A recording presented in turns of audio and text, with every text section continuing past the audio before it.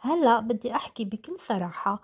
أنا ولادي ما بيحبوا الباذنجان بنوب، وإذا ولادك مثل ولادي تعالي رح أحكي لك على وصفة بتخليهم ياكلوا أصابيعهم وراها. منزلة بس مو عادية، فوقها طبقة من البطاطا البوريه الناعمة اللي بتدوب بالتم ذوبان. أول شي رح بلش فيه البطاطا.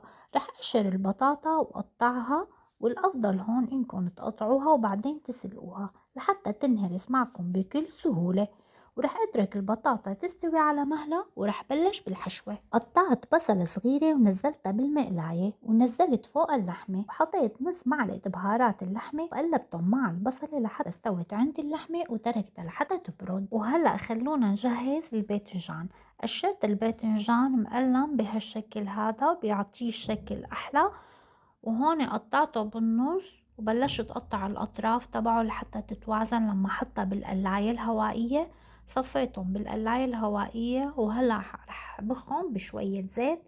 بس بيني وبينكم القلي أطيب بكتير. للصلصة قطعت حبتين بندورة وسن توم وحطيتهم بمحضرة الطعام وطحنتهم، وضفت لهم معلقة بابريكا ومعلقة دبس فلفل. نزلتهم بالمقلاية وضفت لهم شوية مي وتركتهم لحتى يتسبكوا. وهي البطاطا استوت عندي، ضفت لها معلقتين كبار زبدة ورشة ملح وبلشت اطحنها لحتى صارت عندي ناعمة، وحطيتها على النار شي دقيقتين لتنعم أكتر. هلا رح نبلش نرتب الصينية.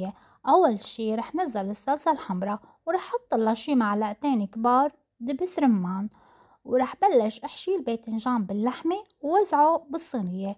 وآخر شي رح وزع البطاطا فوق الباذنجان.